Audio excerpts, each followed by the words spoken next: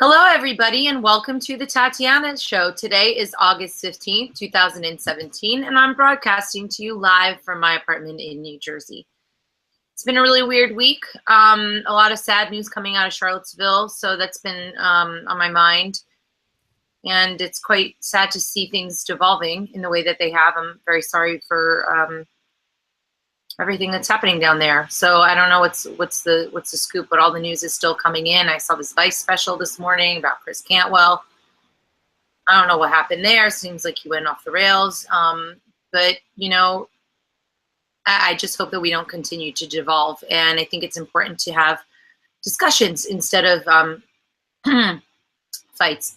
So in that spirit, we have the Tatiana Show, and we don't have too much controversy today. Maybe a little bit here and there. But we've got Will Coley coming on later on from Muslims for Liberty. And our first guest today is a repeat guest. It's my good friend, Kingsley Edwards, whose father has been facing some problems with the legal system. I'd like to talk about that. And we're also going to talk about his engagement with crypto. He's one of my early crypto friends, in addition to my early liberty-loving friends. So welcome back to the show today, Kingsley. How's it going? Hey, good. Thanks for having me.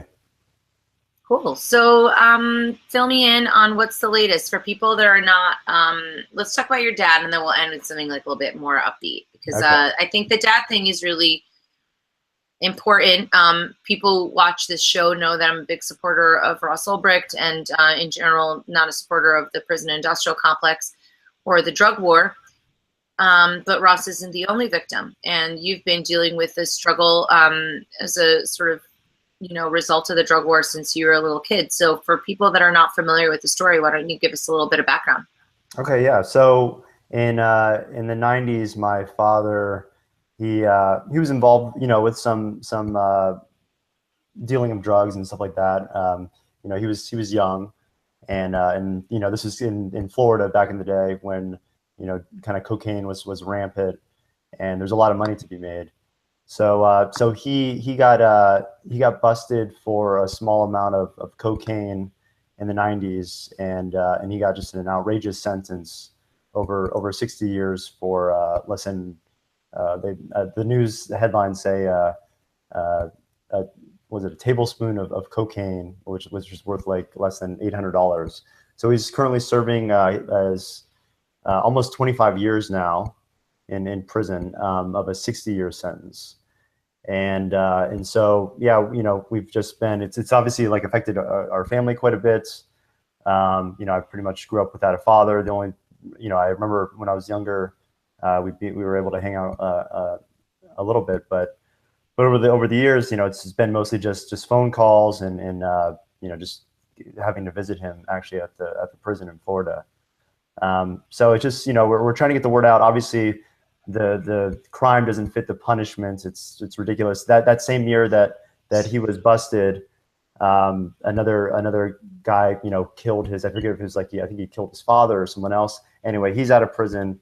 Constantly my dad sees more and more people that have done much worse and also violent crimes get out of prison while he's just kind of stuck in there rotting away. So we're making some progress, but it's been quite the struggle. Well, 60 years is essentially a life sentence.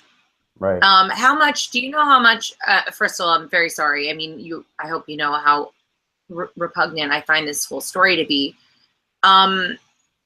So he's been in that prison now for 60 years. Do you know how much it costs every year to keep him in there? Because yeah, it's aside from the moral question, I mean, it's just not even fiscally responsible to keep these people in prison for such a long time. Right, and that's one of the points that that we bring up is it costs about $30,000 a year to keep him locked away, and so for the taxpayers, it just doesn't make any sense. Like I said, he's nonviolent, and it just just the drug war, and especially at that time, was just at such a ridiculous place, and there's so much hype around it, and there's a lot of talk from DC of how we're going to get tough on drugs and all this kind of stuff, and yeah, sad situation. So what is, I think also what's interesting is that a lot of people have come out to ask for clemency for your father. And that hasn't been effective. And I mean, isn't it like the prosecuting attorney has come out asking for him to be released? So tell us a little bit more about that, and why hasn't that been effective? Yeah, we're making some progress. It is pretty ridiculous. I mean, pretty much everyone that was involved against my father in court are now saying that, okay, maybe that was too much time, or the crime doesn't fit the time doesn't fit the crime. So last year, actually, we met with some representatives in Tallahassee, and they asked us. We thought we were really we thought that we were going to be able to get him out sooner because of just the way the conversations were going. And they mentioned that okay, well, we want to we had the news show up and everything, and they mentioned that okay, we want to make sure that we have a program in place so that when he does get out, we'll have some sort of checks and balances as far as what he's up to and kind of all this stuff. So we looked into a bunch of programs, and we sent them basically the package that they asked for, and then basically communication just went dead silent from their end.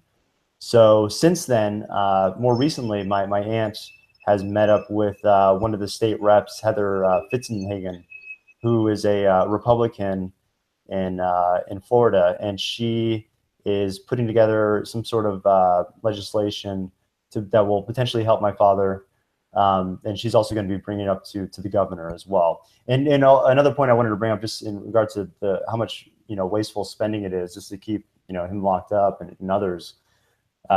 So the way it works is there's a small group of people that go through basically a stack of paperwork in Florida, and they look through each case and they see whether this person deserves to be let out or not before their time is served. And that their yearly budget is like, I forget, it's like $3 million or $8 million, and it's comprised of like just a couple people in an office, and they have a backlog of like their backlog is like 3 or 4 years right now. So he applied years ago, and there's still so there's such a backlog that there's still his case is still far from even being seen yet. So we're trying to expose that that there's this state budget for basically this group of people that aren't doing very much. So obviously showing the inefficiencies of the state, and then the yearly cost to just keep them locked up as well. That's terrifying on many levels. I don't know what to say about it. I'm sort of like floored by the fact that you have people that are actually going, because think about all the poor slobs that don't have anybody advocating for them. Mm-hmm. Their chances of ever getting out are zero. I mean, your dad at least has people that are advocating for him, and that also does nothing. Do you think that there's, you mentioned that the Congressman, Senator that you were working with, the government official, was a Republican. Do you think that there's any sympathy from either side that sort of falls? Like, do you think that Democrats are usually better about criminal justice reform, or do you think that Republicans are because they've got, like the Christian thing, because sometimes Christians don't like prisons and stuff?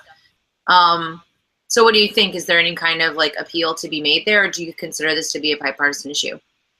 Yeah, more than likely, Democrats or liberals are more interested in kind of hearing us out and helping the cause. But this has been kind of a new thing that's just come up in the past recent weeks, and I think the fact that she is a Republican can help us, because the current governor, Rick Scott, is a Republican, and just seeing it from that point of view is I feel beneficial for us to get the word out and to speak to the governor. The governor knows of my father's situation, and really it's going to require him to take action to have him released.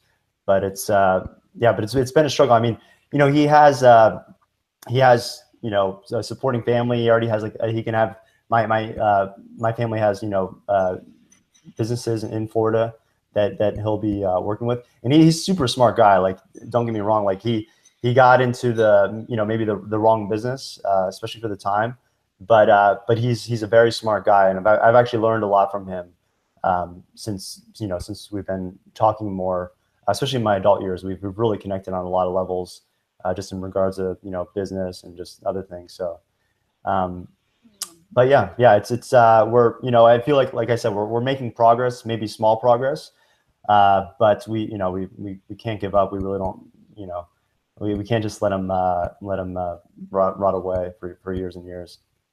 No, it makes me sad for all the other people though that are also suffering. You know, obviously Ross is doing. They just moved him to the max security prison in Florence, Colorado. Is your father in a state or in a federal prison?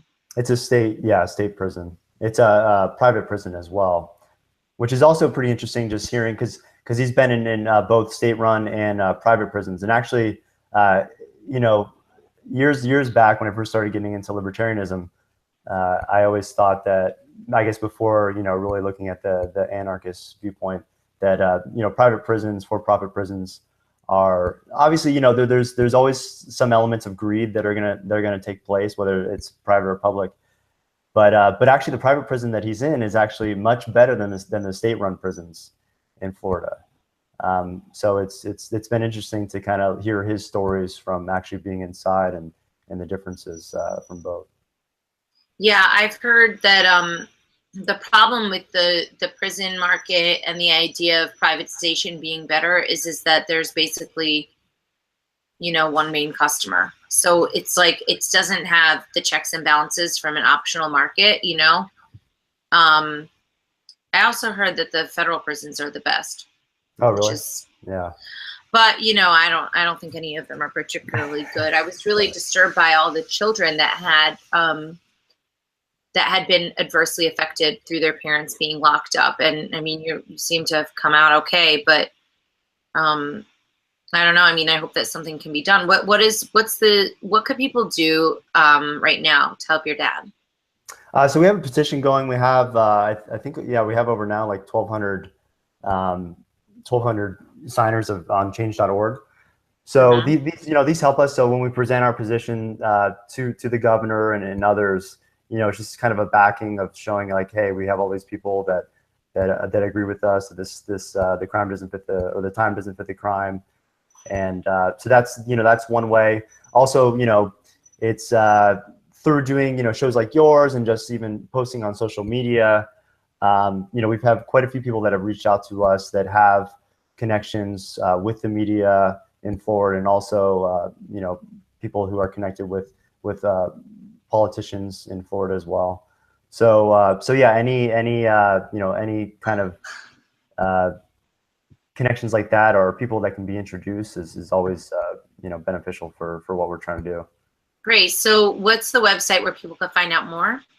It's michaeledwardsfreedomfund.com, and that kind of goes through the stories, and then we have a whole bunch of news articles. You know, some have been featured in USA Today. But a lot of it's been mostly, you know, local news that's picked up his story. Well, local news is important. You've got to get the people in the community activated. Right. So we'll be sure to post that link in the show. And what's been going on with all your crypto stuff? What's happening? You were doing a lot of gaming and crypto, and then you sort of, what's happening? Tell us the latest. Yeah, so in 2013, we built a platform where people can play against each other in popular video games for Bitcoin. And then, so we were building on that. We raised some money on that concept. But unfortunately, you know, we saw Bitcoin skyrocket to 1,000 and then kind of slowly drift downwards for a while. So interest level kind of tapered off for a bit. So we were a little early to the scene, but it was, but we learned a lot, and always exciting to be in the crypto space. In late 2015, we actually, my company pivoted, and we started working with casino groups directly to provide esports events and technology on the B2B level. So enabling people basically to gamble for, you know, on professional matches, or even play against each other for money. So since then, we kind of had to stop really focusing on crypto and really focus on the casino side.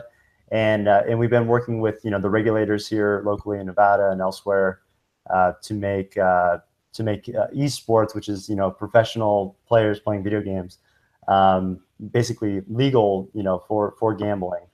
And then more recently this year, we got acquired by a larger company, and they were luckily, yeah, we have a lot of common, basically the common goals, and they were interested in crypto as well. So we're actually building a crypto platform with them, and it's we're going to be launching it later this year. So we're really excited about that. Excited to be back in the crypto space. And I'm glad to see, Bitcoin, not even, Bitcoin at such high levels, but not even for the money. I mean, it's exciting that Bitcoin's, making a lot of people good money, especially the early believers or adopters. But just the fact that, what we know that crypto represents for humanity, globally.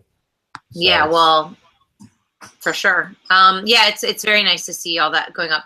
Why won't they let esports be gambleable in Vegas? I mean, everything else is legal.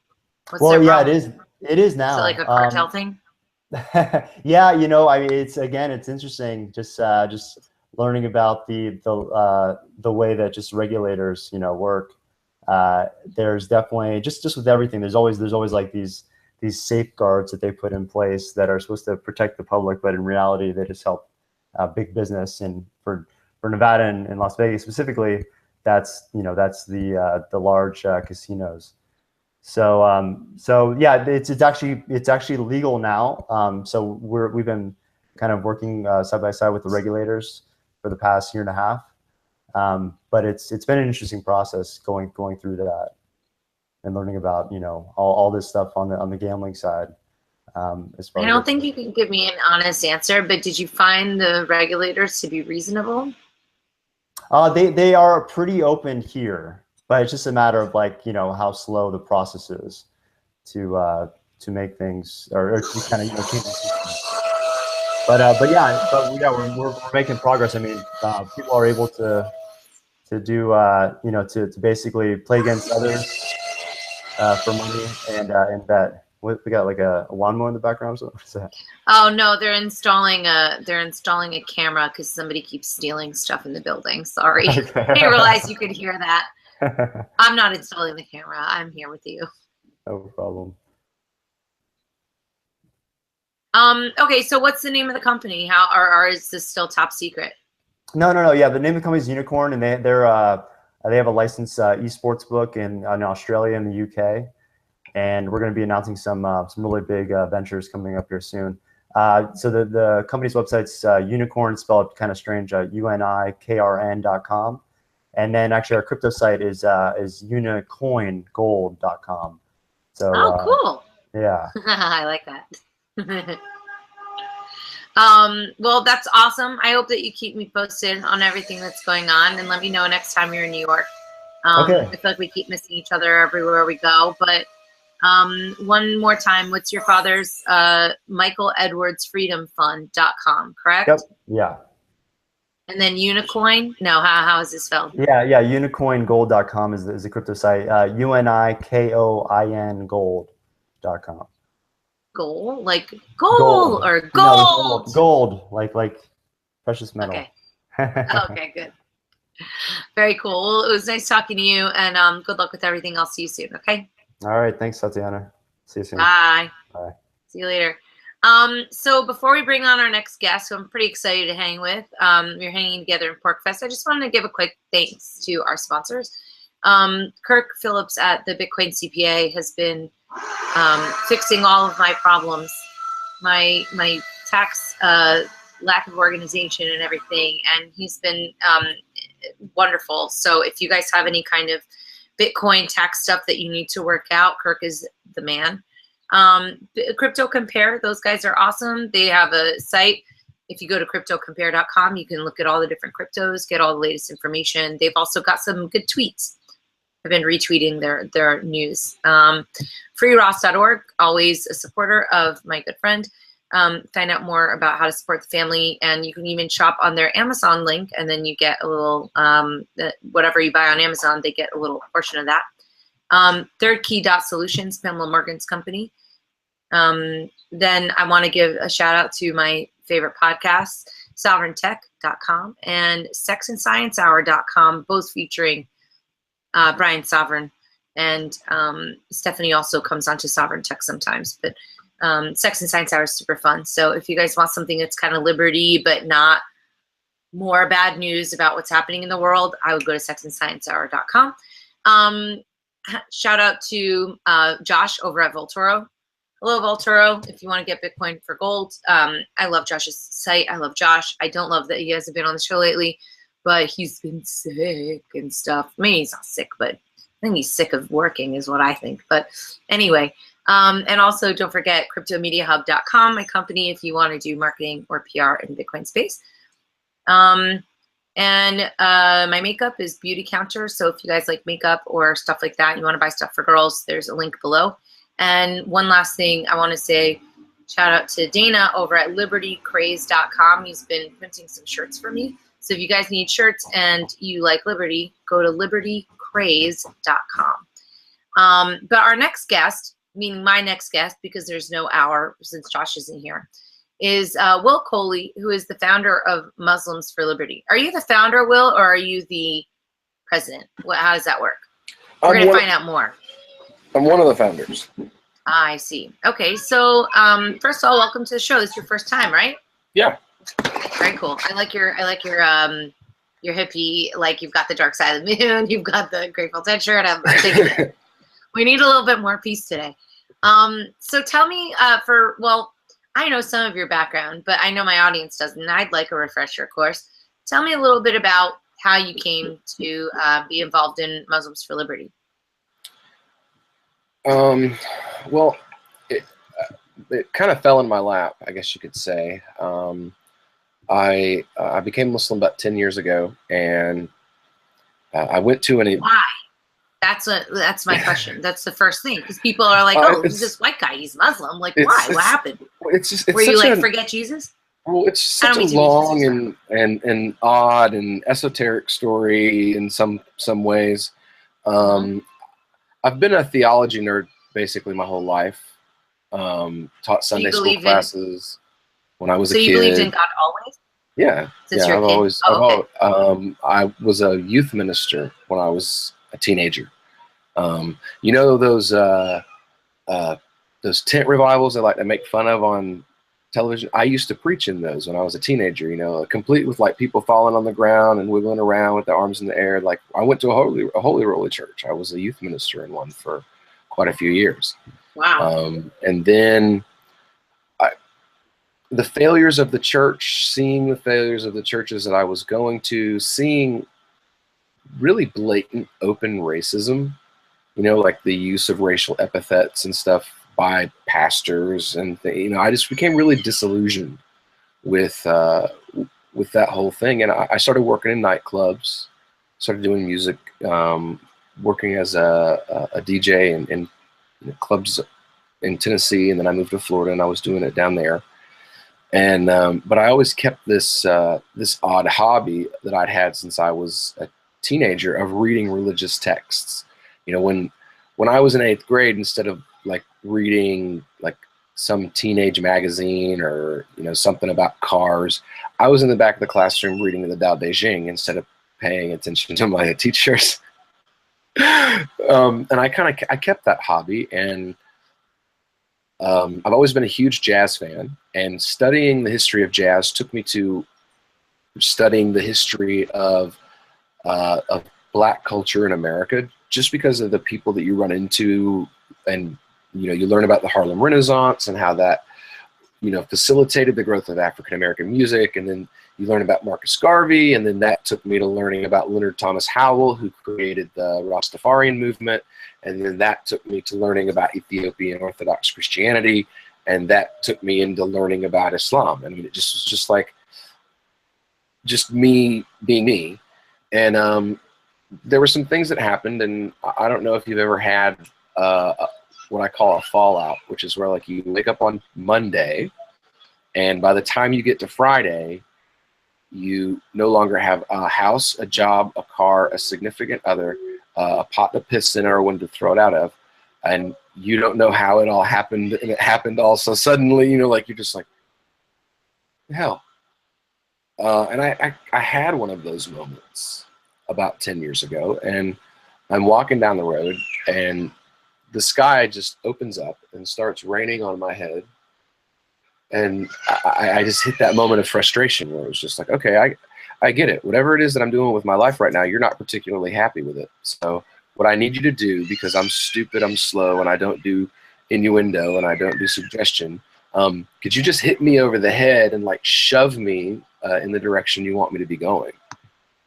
And about 2 days later, that kick in the face kind of started, and it progressed over the course of a few months, where it started with a perfect stranger who neither me nor my brother-in-law knew or had ever met gave my brother-in-law a ring around in another city, and that ring ended up in my hands, and the ring had the name of Allah and the Shahada in Arabic etched on it. And my brother-in-law, because I collect religious artifacts and trinkets and stuff, I always have, and he gave it to me. And one day I was looking to try to figure out if it had any value, and I dug around online, and I find that it's only made and sold by one distributor in Egypt. It's not sold by any company in America, so that means it had to come to America in somebody's pocket or on somebody's finger, Sure. get lost in a parking lot, so a perfect stranger could pick it up and it could end up in my hands. And inside of the ring, you cannot see it. It's actually cast inside the metal, is a little tiny piece of parchment, and it has the words, "God guides those whom he wills," written on it. And it's kind of hard not to take that as a bit of a kick in the face, you know? Mm-hmm. And a week later, I was in a mosque for the first time. 2 weeks later, I took my Shahada. And the day I took... What's a Shahada? Shahada is a testament of faith. It's basically when you convert to being Muslim. It's when you say before the community that you believe that there's only one God and that Muhammad is a prophet of God. Okay. And literally the day I took my Shahada, as I'm leaving the mosque, you have to walk through the kitchen to leave. And there are 2 brothers and 2 sisters are in there, and they're talking to each other about how they're trying to set up a thing called Project Downtown, which is a feed the homeless program that they were trying to set up. And I overheard them, and I stopped, and I was like, well, in Florida, you have to have a health inspection and a license to give food to the homeless, even if it's an unopened bag of potato chips, or they'll throw you in jail. And they were like, well, how do you get that? And I was, oh, it's a simple procedure. You know, you just call the health department. You have somebody that has a food management safety license in the state of Florida that is up to date. They come inspect, and then they just give you a piece of paper that says that you're okay. And they were like, one of them is a doctor, one of them works for an optometrist, the other is a sign language interpreter, and the other is a public defender. None of them have this certification at all. And they're like, well, how do we get that certification? And I was like, well, I have one. And one of the brothers, because I work as a restaurant manager and I work in a bar. I worked in a bar for years. You have to have that in Florida to be able to do that. So the guy, one of the guys reaches in his pocket, pulls out $300 and hands it to me and says, well, then I guess you should take over the Feed the Homeless program we're trying to set up. Make the phone call, go buy the food. We'll make sure you have donations every week. Here you go. And I walked into a turnkey Feed the Homeless program that was literally waiting for somebody who had the license that I have, that nobody else in the mosque had. I was the only person, and I show up as they're trying to do this, and it's still a successful venture that they're doing today, almost 10 years later. You know, so I mean, all of that together put me on the path of like, this was something that I was meant to be doing. This was the answer to that. Could you kick me in the face and like shove me in the direction you want to be going? Because I don't do subtle. I'm dense. Make it very clear. And I mean, it's kind of hard to be more clear than I lost my wife. I lost everything I had. And within 4 months, I had everything back, a college career. I mean, it was a completely new life within 2 years. When you said that you lost your wife, is it like she passed away and then she can't, like, I'm confused as to what happened. I know that at some point you had a problem with immigration and I wanted to talk about that. So is that in reference to that? No, it was a previous wife. We split up and we got back together, and I became Muslim and she became Muslim because I became Muslim, which is really not a good reason to change something that big about yourself. Mm-hmm. And within a few months, she was like, I don't want to do this and you do, and so I don't want to be married to you anymore. Okay. And so, and I didn't understand at the time, you know, what was going on and how, you know, my life was kind of having this positioning of itself where things were moving around and I didn't realize or understand what was happening. But 6 months later, I had a different wife. We've been married now for almost 9 years. She's supportive of what I do. She does things that no woman would ever do, you know, to try to facilitate the work that we do. So, you know, I'm better. Like, there's just so much in my life that is better than what it was 2 weeks before that little bitty trinket that to anybody else is meaningless. You know, it's just a little silver ring with some scribbling on it, you know. But that little bitty trinket coming into my hand eventually changed so much about my life. I mean, I have a master's degree now. And never in a million years a dream that I would have that 10 years ago.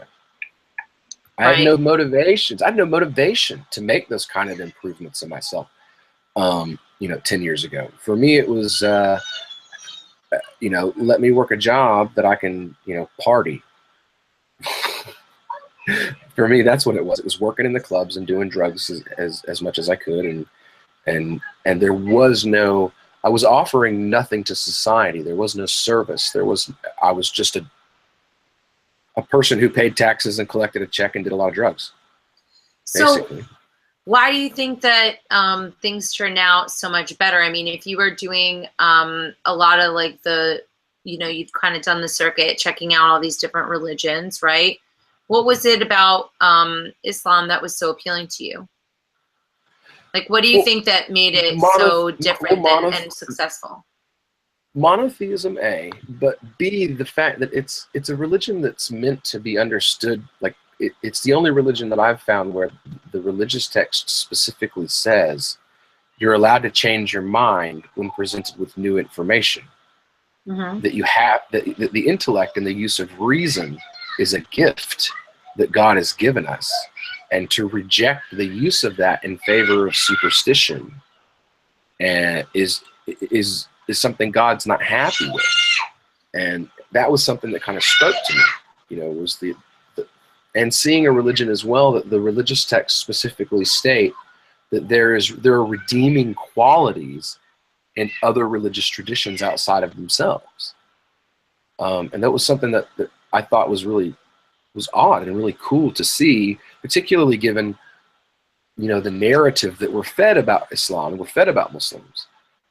To see that when you read their holy text, when you actually sit down and pick the book up and decide, okay, this is a 300-page book, and I'm going to read the book. You know, I'm not going to go find a website that tells me what the book says. I'm going to read this entire book for myself, and I'm going to find out for myself what it says. And then I'm going to go to somebody who practices this religion, and I'm going to ask them, am I understanding this book correctly? You know, I'm not going to go to somebody that has that sells Muslim, shooting range targets and ask him to give me his dissertation on what the Quran says.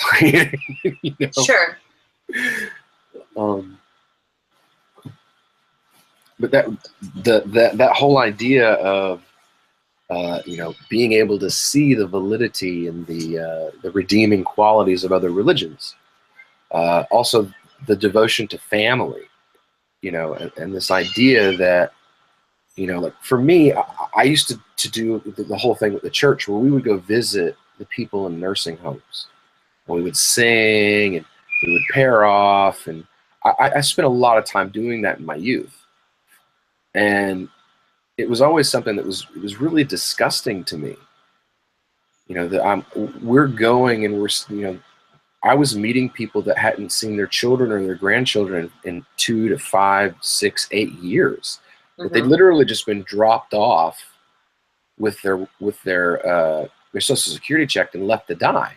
And that you didn't see that in the Muslim world. That's something that is an anathema. That when your children wiped your butt, Your parents wiped your butt when you couldn't do it for yourself. And now that they're old, you should be, as their child who had your butt wiped, now you should humble yourself and wipe theirs. And that's. Do you think that's along religious lines, though? I don't know about all that. Because I think, like, my family's from Poland, right? And, like, I think the it's a culture in cultural Poland thing. is around that, right? You know, like, you're not going to just.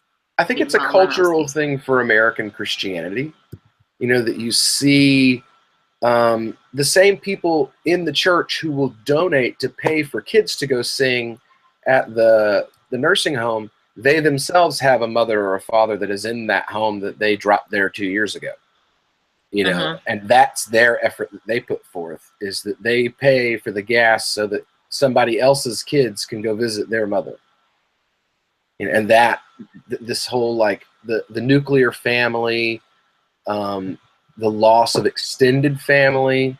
You know, like, I live in an extended family household. We have a mother, an aunt, a wife, my wife, I have my kids. We all live here. We all share this house, and we all share those responsibilities of taking care of the kids and getting people to school and taking care of the bills. And we have to navigate a completely different life than the whole, the nuclear family, you know, the stereotypical American thing where it's like mom, dad, 2.5 kids, and as soon as you turn 18, get the hell out of my house. You know, we don't have that extended thing that you see basically in every other culture. You know, in Europe they do it, in the Arab countries they do it, in the Asian countries they do it. It's normal for grandmothers and aunts and uncles and all these things to all live together, and, you know, the whole "it takes a village" thing. It's like a voluntary form of familial socialism. It's basically what it is. And the American families lost that completely. And it was something that I saw. This was a community that was trying to reestablish that ideal, you know, here in the States. And that was another thing that kind of attracted me, you know. But that's just one of many, you know, different things, like that I've listed that were attractive to me. What do you think about arguments made that, okay, so when people talk about immigration, that's a much bigger issue, right? We're talking about what's happening in Europe. We're talking about what's happening in the US. We're talking about it as a moral, like, do borders exist? I mean, there's a lot of things to unpack there. But one of the concerns with people, for example, flooding into Europe is a difference in culture. And in Muslim countries, for example, gay people are like, you know, thumbs down. Women, thumbs down if you step out of line. We're talking about billions, I think, of people around the world. So to make, like, a judgment about, like, oh, all Muslims, all, like, billion plus are like this is silly. But I do think that based on polls and different reports that I've seen, it does seem that, like, the Muslim culture is not really, like, super psyched about gay people, for example. Do you see that as something that's under, like, what are your thoughts on that? Do you think that's something that people should be concerned about when you're accepting new people into a culture? You would hope that they would have a somewhat similar, or at least a tolerant mindset, even if it's not for them. Where do you fall on that concern? Well, it's kind of a yes and no thing, because you have more than one. You have to look at the community as more than one community. You can't look at the community as a monolith. The Muslim community, you mean? Yeah, the Muslim community. What you see, like, early immigrant and first-generation Muslim communities are most often conservative. They'll still vote conservative. They won't vote for a Trump, but they'll still vote for, like, Republicans in local races and stuff like that. The second and third generation Muslim community is extremely liberal, like liberal to the point of, if the imams say, okay, you guys are going too far, you're transgressing the bounds of the religion at this point, you need to dial it back a little bit, they will attack the Muslim scholars. I mean, I've been observing it today on a post where a particularly well-known and renowned Muslim scholar came out and condemned Muslims embracing this leftist rhetoric, particularly on race and racial privilege. And instead of acknowledging the fact this guy is a black, preaching and studying the religion for literally as long as these people that are condemning him have been alive, they're not willing to acknowledge that and humble themselves and realize, like, look, this guy's a scholar. You guys have a degree in conflict resolution, This guy's got 2 master's degrees in Islamic studies and Islamic jurisprudence. I think he knows what he's talking about more than you do. Right.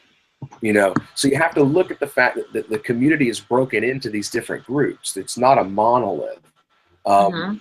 You see, like Imam Sahib Webb came out, and basically he used an argument very similar to the one that I use on gay marriage, about how traditionally Islam has had no issue with people who aren't Muslim having marriages that are seen as forbidden in Islam, because it's none of our business. If you want to marry somebody that has nothing to do with me or the Muslims, if it's acceptable, this culture accepts gay marriage. Muslims have no opinion. It's none of our business. As long as they're not trying to force imams or mosques to officiate gay wedding ceremonies, Muslims shouldn't have an opinion on it. Well, one of these big name imams comes out and says that publicly, and immediately gets eviscerated by a portion of the community, because it doesn't matter if it's true, and it doesn't matter if it's sound academically. What matters is that emotional connection, you know? So if somebody came out, if say a archaeological evidence came out where Jesus actually did talk about gay people and said that they were just to leave them alone, there would be a portion the Anglo-Christian people would be like, oh, you don't know what you're talking about, even if it was like, you know, a videotape of Jesus like hanging. Exactly. So it doesn't matter the amount of evidence that you present these people with about the argument. What matters is they have an emotional connection to their position. And those are the people you have to be worried about, is those people that have that emotional connection to that position, because they didn't come to that position by reason. And reasoning them out of it, it's going to be very difficult. I had a guy, again, like today, I had a guy that attacked me and called me a white supremacist and a racist and all these other things because I did something good for someone who had said hurtful things about Muslims, and in the process of doing that, he had a heart attack. So I thought, you know, there are multiple instances, both by historic Muslims and by Muhammad himself, where he tried to help people, particularly medically. You know, like there's 3 different instances where people that did things like throw garbage or empty chamber pots on Muhammad while he prayed, where he actually sent for doctors for them when they were sick. So I thought, why not teach about my religion by using that example and being it? You know, he hates me, but what I'm going to do is I'm going to put aside my ability and my right to resent him for that. And I'm going to do a good thing for him to show him that we're all humans here. And there are people that are attacking me that are Muslim for that. And when you remind them that you're not supposed to do that, that the manners that Muslims should treat each other with are different than that, their emotional connection to the fact that I'm white and this guy's white, so it has to be racism, they completely forget about all of those things that their religion teaches them. That's all out the window, and they'll tell you it is. They'll openly admit, I don't care what the religion says here. I don't care what the prophet said about how I should treat you. None of that matters to me. I don't care about any of that. I feel this way, therefore what the religion teaches is immaterial. So we have to realize that poses quite a challenge. It does. Because you can't, you know, I mean, as we kind of barrel closer to, I don't know, some big explosion among us all, like, I don't think that anybody is listening to the other side at all. And you can't even divide anybody along their religious lines, because their religion isn't really dictating, you know, it seems like some of the actions that people are concerned about with Muslims, and like, for example, them not liking gay people or something, that doesn't even seem to be mitigated by keeping out that religion, because it's more of just like whatever, it's just the culture itself. It's not just the religion that's the problem. I don't know, that becomes, well, that like becomes you have Malaysia and Indonesia are a good example. They have 2 enormous, thriving, very old transgendered and gay communities. I mean, most people don't realize some of the best drag queens in the world come from Malaysia and Indonesia. They're the best passing, you know, and it's a huge market there. In the last 10 years, though, with the spreading of Salafi ideology, because of the money that the Saudis have to push their views of Islam around the world, that's changing. You're now having public canings for homosexuality in Malaysia, when, you used to be that you didn't used to have that. Exactly. But that's something it's changing, because there's outside influence that's making that change. People with money who want that change are influencing that change happening. It almost always goes back to the United States and Saudi Arabia. Those two countries funneling money into these extremist groups, or paying for the school books for extremist schools, subsidizing printing presses, and then telling them, no, you can't print these books, you can only print these books, and oh, we get to go through and edit them before you print them. That kind of stuff is going on. And the average person, hell, the average Muslim, doesn't realize it, because it's not something like, why would you, Tatiana, you're a liberty activist, you're a musician, you're not Muslim, why the hell would you know any of this stuff? Why? Right. You're not Muslim. Why would you know? So for you not to know, to me, for you not to know is perfectly valid. It's perfectly reasonable. For you to have preconceptions about my faith because you don't know, because, well, you're not Muslim, it's perfectly valid. I spent 13 years of my life studying Islam academically. That's why I know what I know. The average Muslim doesn't do that. The average Muslim you pass on the street doesn't even know how to wash to pray properly, let alone the finer points of, well, what are the rights guaranteed to Muslims and non-Muslims by Sharia? Right, but doesn't that kind of, like, okay, so that's an important distinction, but at the end of the day, isn't the general gist that these people, whether united through their religion or through their culture, have a culture that allows for caning of people and stoning of people? Like, I think that is a little disconcerting, especially if they're coming over. It's a culture that's in flux. This isn't a fixed culture that's existed as this always. It's something that's developed over the course of the last half century.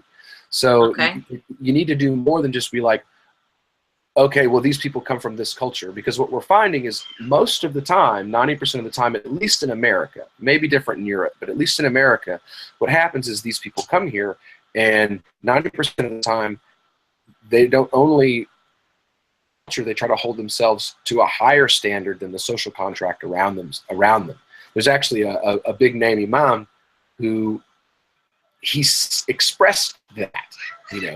He said, what he said was that to the Muslim, American law should mean nothing. That's not the standard we should be holding ourselves to. American law is here. The standard Muslims should hold ourselves to is up here. We should be going. We should be doing better. We should be doing better. We should be holding ourselves to a higher standard. And that was then taken and misconstrued as Muslims should try to replace American law with Sharia. When what he was saying was, no, we should hold ourselves to a higher standard of moral character than our neighbors do. If here in America, it's the presumption of innocence beyond reasonable doubt. In Sharia, it's beyond all doubt, reasonable or not. So you get what I'm saying? It's a higher standard, and Muslims should take that higher standard. We shouldn't settle for only being good enough. We shouldn't settle for just being law-abiding. Are you allowed by Muslim law to be gay? What is the official stance? The argument is that everybody has their own trials and tribulations. Like for me, it's smoking. Cigarettes for me, it's a really big issue. It's a really big trial for me. And for other people, it's womanizing, or for other people, there was a member of the Sahaba, the people that knew Muhammad, who was an alcoholic when he met Muhammad. He became Muslim, and he was still an alcoholic when Muhammad died. That was his struggle, was to struggle with that. And for some people, their struggle is homosexuality. But then that's implying that homosexuality is wrong. Maybe some people don't think that it's wrong. From the current Islamic standpoint, morally, it is wrong.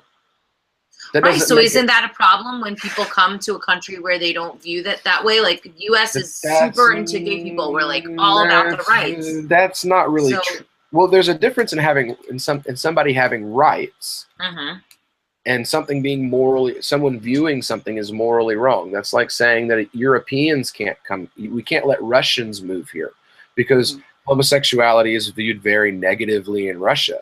You know, we're not going to turn people from European countries that have a negative view of homosexuality away because of the fact that their culture views it as inappropriate. All Christians believe homosexuality is a sin. It's right there in the book. You know, it's something that is believed. We're not going to turn Christians away because they believe homosexuality is a sin. The difference is, do you believe that you yourself or the state have the right to use violence against people for what you consider sinful?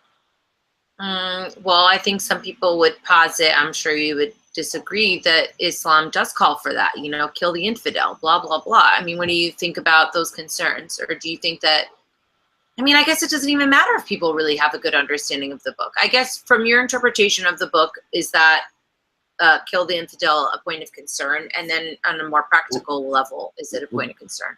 Well, first of all, there's no text that says anything about kill the infidel. Infidel is a term that means someone who doesn't believe in Catholicism. The term that you're thinking. Islam?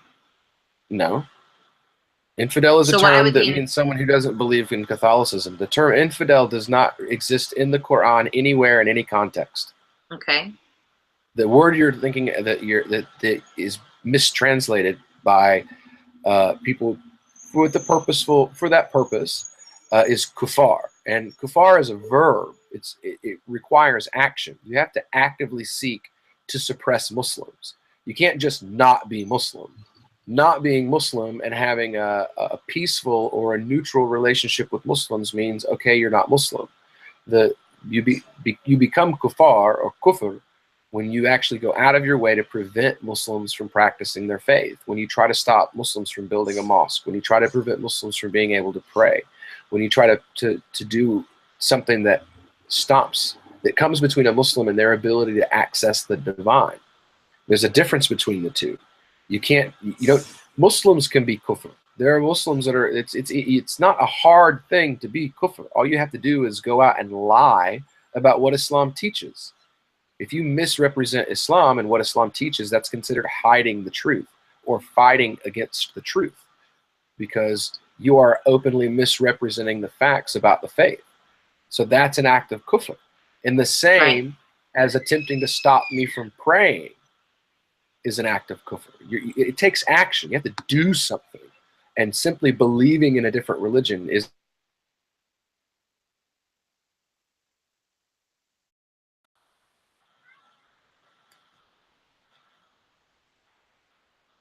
Hello?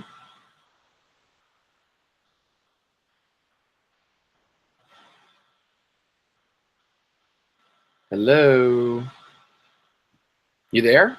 Yeah, I'm here. Can you hear me? Yeah, I lost you for a second. Okay, cool. Well, we'll edit that out in the other thing. But yeah, I totally lost you. Okay, so I'm assuming that you don't okay, so why do you think that there's so many radicalized Muslim people? Is it because of the U.S. and the Saudi involvement, that we've been going around bombing the hell out of the Middle East for 100 years? It's a number of things. I mean, it's more than one thing. You can't just say, oh, well, it's just this. This one thing is what caused it. Because you have, of course, the foreign meddling, particularly the putting Saudi Arabia in charge of Mecca and Medina. Their sect, their viewpoints on Islam were peripheral. They were like the alt-right of Muslims. And the Brits were like, oh, they'll be useful. Let's give them money and weapons, and we'll put them in control of like the most important piece of land in Islam. And so that has something to do with it. Then you also have, you had a number of democratic nations across the Middle East that are now despot nations, and that's because America, the United Kingdom, France, they didn't like the fact that democratically elected governments are harder to control than a despot that you have in your back pocket. You give a despot some money, he does what you say. Democratically elected governments don't usually work that way. They're representative. The people are going to say what decisions get made, and if the government favors a foreign country more than their own people, then they'll be voted out of office. So when you have these democratically elected governments that did just that, they got out of pocket and decided they didn't want to be satellites of Western nations anymore. We overthrew those governments, and okay, I lost everybody at this point.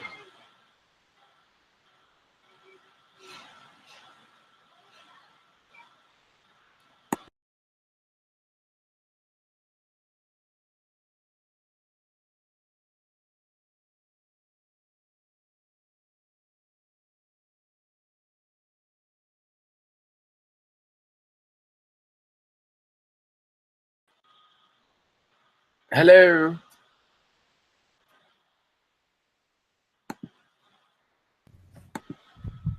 Hey, Will, just a second. We'll have you in a. I think Tatiana's coming back. Sorry. Okay. We're still live, so keep that in mind. Oh, okay. Okay. Yeah. Oh, the we're audio live? will edit this out, but. Oh, we're live? Well, it's going out there. Broadcasting There's live? nobody really watching. Don't worry. Oh, okay. Yeah. All right.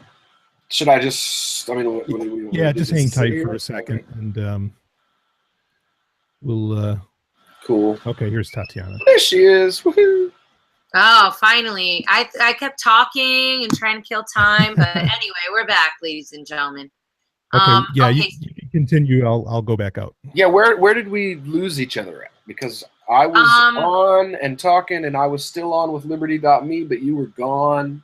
And... No, I was talking. I was telling everybody about my upcoming shows. I guess what is the reason for the radicalization? And it is a multi-pronged thing. So obviously we're dealing with a lot of I mean, in my view, it's a lot of blowback, right? But well, you've got you have PTSD, which you have to admit affects rationale, it affects decision making, it affects you socially for the rest of your life. And we have people who, like, this is a generational PTSD at this point. You know, this is an area of the world that first it was the revolutions trying to gain their freedom from colonial powers. And then it became the nationalists versus the theocrats. And then it became the nationalists again versus Western nations again. And it's just, it's generational violence and bombing and all of these things that have been going on that you have to, it has to affect people. It has to affect societies and cultures to have these kind of things happen on a generational basis. You know, to grow up in a war zone, to grow up wondering if your house is going to be the next house that bomb falls on, or to walk out in your, you know, in your front yard and see your neighbors in bits and pieces all across the street in front of your house. Like, that has to affect people, and it has to affect societies and cultures. So you've got that at play. Then you have the Saudis. They've come in and they subsidize mosques. They subsidize schools, because all of that upheaval creates economic depression. So now all these printing presses, all these schools, these houses of worship, they're all about to go under, because all of this economic upheaval, because of all the war and the military upheaval. So here comes here comes Saudi Arabia to save the day with all their oil wealth. And then they pump their money into these institutions, and now that they've taken their money, now they're beholden. Now Saudi gets to pick which books you get to translate and publish. And Saudi wants control of the translations. I mean, there's a documentary called Inside the Quran that PBS did, and they spelled Quran with a K, where they actually go through and they show where Saudi Arabian owned printing presses add context that doesn't appear in the original Arabic. They'll add the word Christian and Jew to passages it's not in the original language. Wow, that's wild. It's because they know that the average person in America that's reading that book doesn't know how to read the Arabic, so they don't know the difference. You don't know the difference? Yeah, no, that's an interesting factor, and for sure. It's so pervasive. I've got translations in there on my shelf that, like, I would never suggest someone actually read them. You know, it's nice to have it on my shelf, and I wasted, you know, $117 buying it. You know, a whole series of books, and then get it home and read it, and it's like, this is, you know, and it's counter-imposed with the Arabic, so you can see the Arabic while you're reading the English. And if you know how to understand that, and you read this, and you see that they don't say the same thing, it's like, okay, well, it's a nice thing that can sit on my shelf. But as far as reading it for real information, I would never give it to an English speaker to learn. Purposefully mistranslated. There's context that's added that has nothing, that is nowhere in the original text. And so you have that going on. You know, so you've got then you've got generational resentment. You know, these are people that the resources in their countries have been destroyed, which has created economic upheaval. They know that the CIA or other Western groups have helped topple, you know, the governments in their country 20 years ago, 50 years ago. You know, so all of this stuff, you have to put all that together. You know, you can't just say, oh, well, it's blowback. Because blowback blowback's just one part of this huge equation. You know, it's like a beautiful mind. You know, like it's all these different things written on the blackboard that brought us. Well, I think to that you where can we look are at now. that. Well, you can look at that same prism of what happened down in Charlottesburg. Was it Charlottesburg or Ville? Yep. I think it's Burg. Yeah. You know, people are like, I have been seeing people saying, this is Trump's fault. And I'm like, whoa there, Nelly. I don't think it's just Trump. I mean, maybe Trump this has been going on for, it's like, holy cannoli.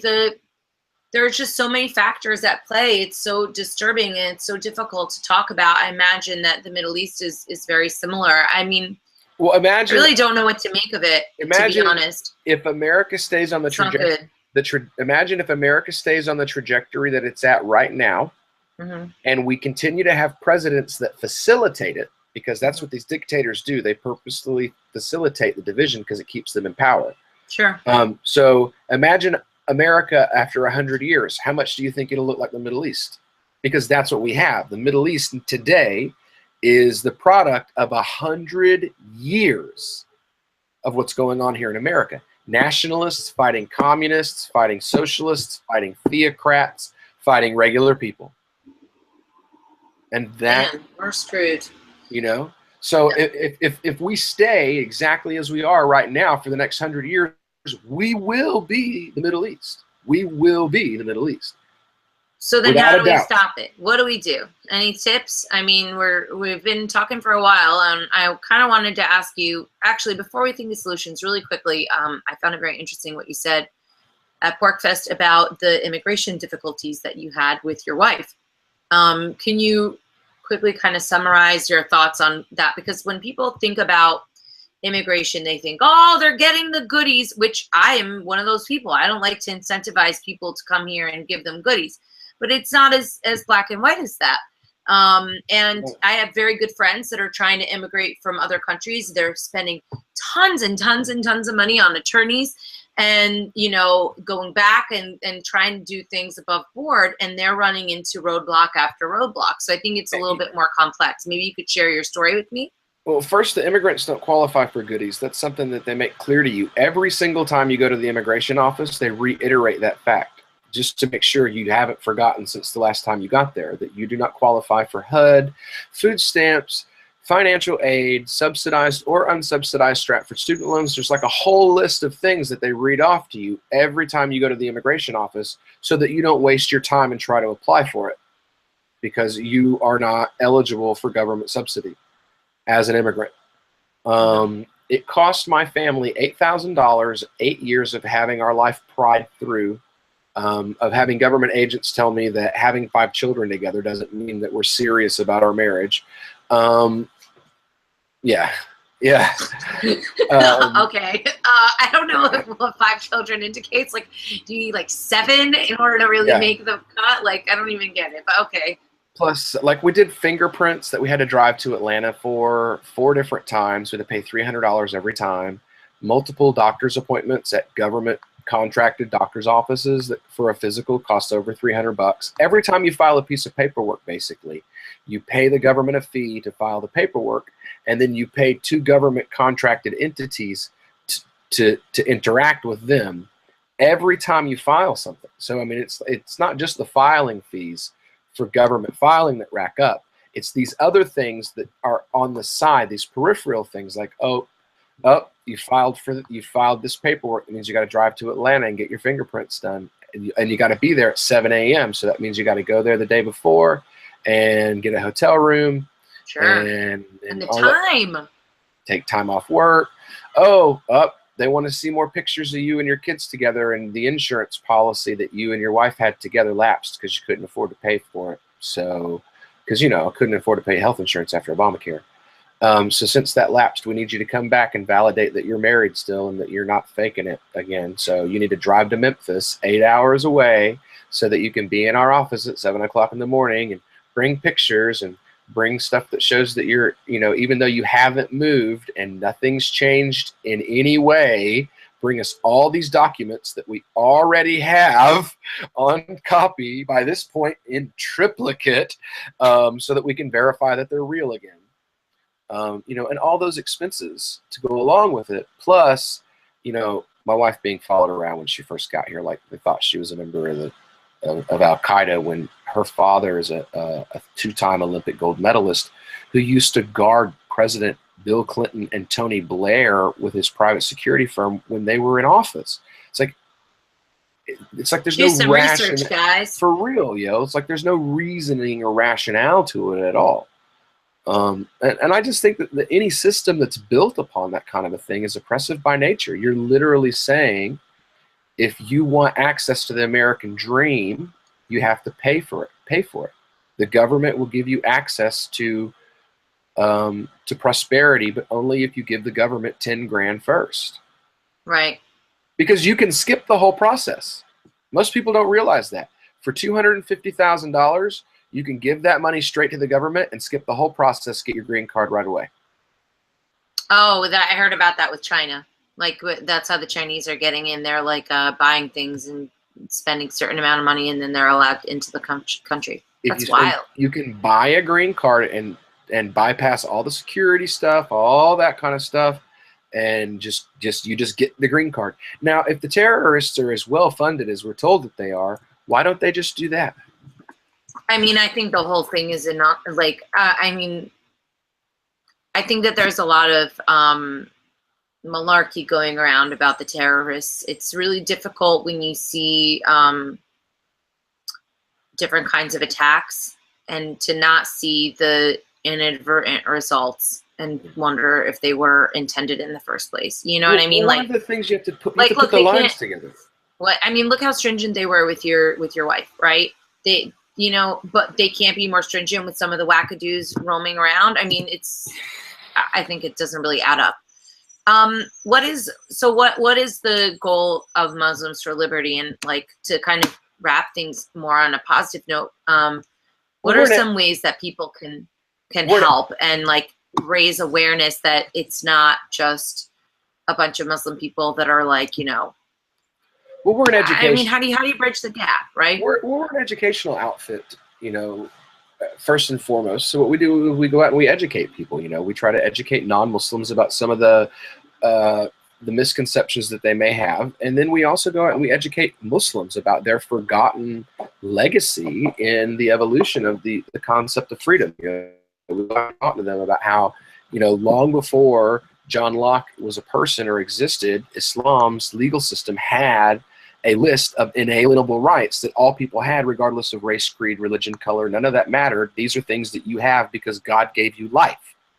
And trying to reintroduce Muslim communities here in the U.S. and abroad to those ideas. I mean, we've got a Muslim think tank in Pakistan now. You've got a Muslim think tank in Malaysia now. Another one in Indonesia. You've got a thriving alternative currency and economic civil disobedience movement in Indonesia and Malaysia. You've got, we're setting up the first libertarian think tank in Nigeria this year. We're working on that right now with libertarian, Black Muslim libertarians who want their own think tank. They're tired of not being heard, and we're doing that kind of stuff all over the globe. So, you're welcome to donate to Muslims for Liberty and the work that we do. Or if you find other groups overseas that are trying to get this work done besides us, donate to Prime. Donate to the as yet named Nigerian libertarian efforts. Get out there and try to help these people in any way you can. We're working right now.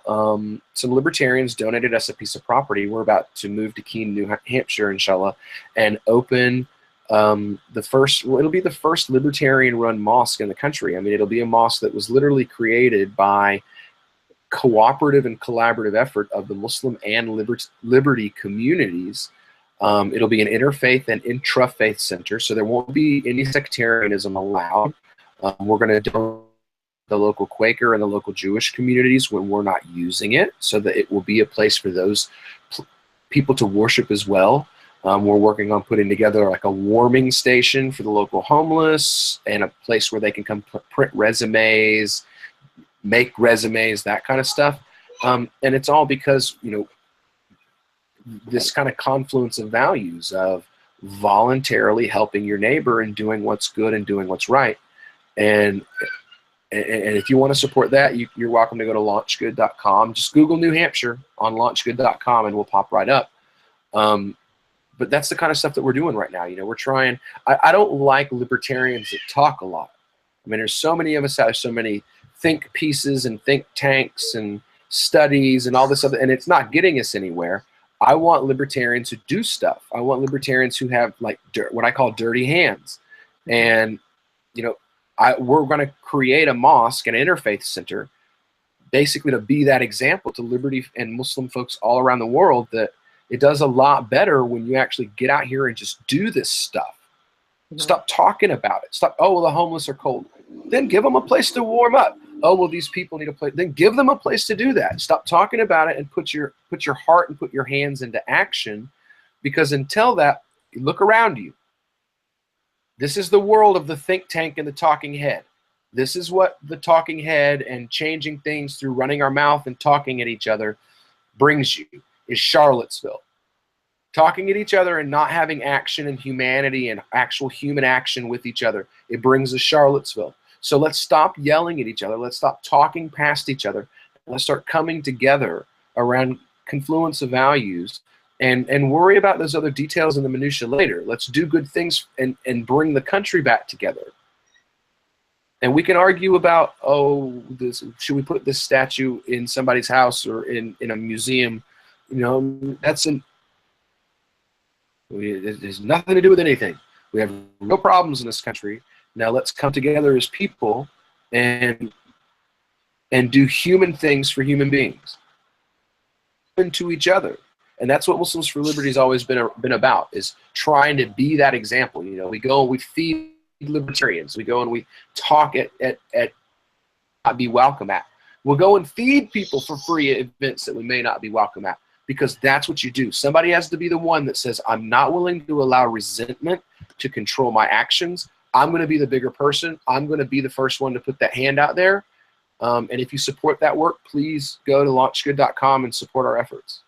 Go to Muslims for Liberty, Muslims4liberty.org, or check us out on Facebook, or check us out on LRN.FM at 10 p.m. on Sunday nights on the Call to Freedom on our radio show, where we take our ideas and try to push them out there by bringing libertarian activists and Muslim activists that work on similar projects together so that they can brainstorm on air for everybody to hear. I like it. I think that's some of the most reasonable stuff I've heard today on the cesspool of Facebook. Holy cannoli, I gotta stay off that place. Yeah. Yeah. Facebook is awful today and every other day. Yeah, I've really been kind of getting really sick of it, and it's also so difficult, you know, to get unbiased news, because if it's not biased from one side, it's biased from the other side, and I just want to hear the facts, ma'am. And it's hard to, for me, it almost distances me from the situation, because I can't tell what really happened, and so it makes me almost less sympathetic to the whole thing overall. And not because I'm like a bad person, I don't care, but because it's like, holy cannoli, what's going on there? I don't know. All right, I'm out of here. Because it's become almost a full-time job trying to research which news outlets are reporting things accurately or not. And it's everything. Pick an issue. It's the same on every issue. Syria, totally. Terrorism, gay marriage, every issue. It's the same thing. Yeah, it's become quite disturbing, because I think that like what happened in Charlottesville is gonna force both groups to dig in their heels more. you know, both sides feel like they got screwed over. I don't know. I think there's a lot of government planting going on, which I think makes it like more difficult, because then people have a right to be upset, but they're just pissed at the wrong person, you know? So I guess that's also the objective. Hopefully we'll get some better news from World News. I appreciate your time. Thank you for coming on. Everybody, MuslimsForLiberty.com, no, .org. And where can they listen to the program? On you can go on Sunday nights? Yeah, Sunday nights 10 p.m. or 3 p.m. to 5 p.m. on Tuesday. So that's competing with you. Okay, that's okay. I don't always do my show. What's a recast? We just we recast what they do on Tuesday nights, and I've got some guys that are working on trying to get like a YouTube channel put together for us too. I'm a technological illiterate person. Don't worry, YouTube sucks anyway. They don't let anybody get through. You know, that stupid Alex Jones song, which I've been obsessed with all week long. They were up to like 2 million views like a day in, and then all of a sudden it stagnated. Apparently it went up to 7 million views, and then all of a sudden they clamp it down. I was looking at another person, they had like 650,000 subscribers, and their video had like 20,000 views. I'm like, something is wrong. Right. With YouTube. So that's, you know, it leaves opportunities for cryptocurrency solutions. So, you know me, I'm always about the crypto. Forget this whole government nonsense. And we're raising, for the Malik Center in cryptocurrency as well. Our goal is to try to raise about 10% of our total budget in cryptocurrencies. Very cool. Well, I love it. I'll be donating. And thank you very much for coming on the show today. Thanks everybody for checking in. Make sure you go to the Michael Edwards freedomfund.com for Kingsley's father. Make sure you sign the petition, spread the word. Even a little tweet is helpful. And thanks again, Will, for coming on. We'll be back in a couple weeks. I don't know when, but soon. In September, you guys will definitely see me. So thanks for checking in, and peace, everybody. More now than ever. Later.